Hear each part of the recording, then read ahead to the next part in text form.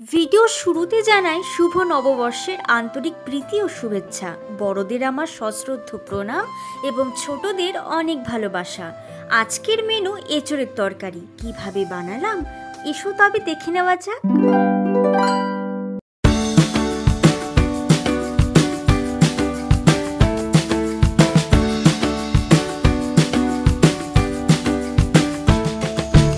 এঁচোড়গুলোকে আমি ভালো মতন বড় বড় পিস করে কেটে নিয়েছি। এরপর জল দিয়ে ভালো মতন ধুয়ে সেটাকে আমি কিছুক্ষণের জন্য সেদ্ধ করতে দিয়ে দিলাম। এখানে দেখতে হবে এঁচোড়গুলো যেন ভালো মতন সেদ্ধ হয়ে যায়। এরপর দিলাম লবণ আর হলুদ। এরপর আমি ভালো মতন সেদ্ধর জন্য রেখে দিলাম। এরপর আমি নিয়েছি 3টে আলু এবং একটা টমেটো। আলুগুলোকে মোটামুটি মিডিয়াম সাইজে কেটে আমি টমেটোটাকে একটা গ্রেটারের সাহায্যে গ্রেট করে নেব। ভালো মতন গ্রেট করার পর খোসাটাকে আমি ফেলে দিচ্ছি। এই দেখো বেশ একটা টমেটোর পিউরি হয়েছে। এটাকে আমি আলাদা করে রেখে দিলাম। এরপর আমি নিলাম গোটা গরম মশলা। গরম মশলা বলতে আমি নিয়েছি দারচিনি, গোলমরিচ, এলাচ ও লবঙ্গ। এটা আমি ভালো মতন রোস্ট করে এরপর আমি শিলনোড়ায় বেটে নেব। আর হ্যাঁ, আমার কাছে কাশ্মীরি লঙ্কা গুঁড়ো নেই বলে আমি 2টো শুকনো লঙ্কাও নিয়েছি, যাতে রঙটা বেশ একটু লাল লাল আসে। এরপর আমি ভালো মতন মোটামুটি একটু বড় করেই আমি বেটে নিলাম।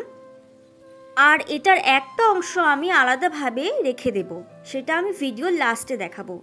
এরপর বাকি অংশটায় আমি অল্প একটু জল দিয়ে ভালো মতন একটা পেস্ট বানিয়ে নেব। এঁচোড় কিন্তু সেদ্ধ হয়ে গেছে। আর আমি সেই বড় বড় করে কাটা আলুটা কড়াইয়ের মধ্যে ভেজে নিচ্ছি। এরপর দেখো আমাদের কিন্তু মশলা রেডি, আর বাকি উপকরণগুলোও কিন্তু রেডি। বড় বড় করে কাটা আলু, এঁচোড় সেদ্ধ, টমেটো পিউরি, আর গরম মশলার পেস্ট, পেঁয়াজ, রসুন, আদা ও লঙ্কা বাটা, আর ভাজা গরম মশলা গুঁড়ো। এরপর কড়াই তেল গরম করে আমি সেই আদা, পেঁয়াজ, রসুন আর লঙ্কা বাটাটা দিয়ে দিলাম। ভালো মতো নেড়ে চেড়ে যখন দেখবো যে অল্প অল্প তেল ছেড়ে গেছে, তারপরেই আমি দিয়ে দেব টমেটোর পিউরিটা।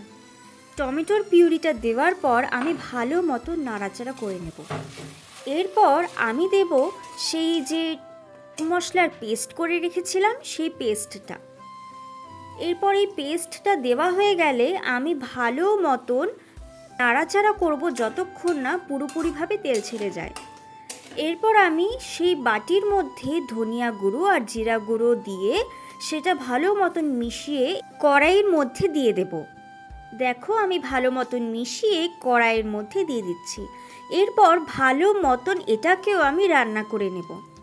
ভালো মতন নাড়াচাড়া করার পর আমি এতে দিয়ে দেব লবণ আর হলুদ। তারপর সেটাকে ভালো মতন কুক করে নেব।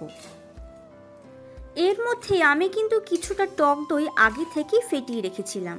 সেই ফেটানো টক দইটা আমি এর ওপর দিয়ে দেব।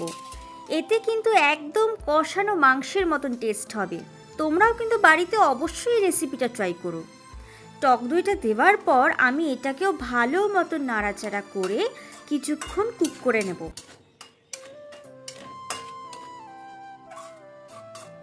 খুব বেশ সুন্দর একটা কালার এসেছে। এরপর আমি সেই লাল লাল করে ভাজা আলুগুলোকে এর মধ্যে নিয়ে আলুটাকে মশলার সাথে ভালো মতন মিশিয়ে নেব। ভালো মতন মেশানো হয়ে গেলে আমি সেই এঁচোড়ের টুকরোটাকে আমি এর মধ্যে মিশিয়ে দেব। এখন মেশানো হয়ে গেছে। এরপর আমি পরিমাণ মতন এতে জল মিশিয়ে দেব। তোমরা ঠিক যতটুকু গ্রেভি খেতে চাও সেই পরিমাণ মতন এখানে জল দেবে। জল দেওয়ার পর আমি কিছুক্ষণের জন্য একটা ঢাকা দিয়ে দেব। ঢাকা তুলে দেখো ভালো মতন কিন্তু রান্নাটা আমাদের অলমোস্ট কমপ্লিট। এরপর অল্প একটু স্বাদ অনুসারে চিনি দিয়ে সেই যে ভাজা মশলাটা শুরুতে একটু আলাদা করে রেখেছিলাম সেটাই এর মধ্যে একটু মিশিয়ে দেব। এতে কিন্তু খুব সুন্দর একটা স্মেল হয় আর বেশ মাংসের মতন একটা স্বাদ আসে।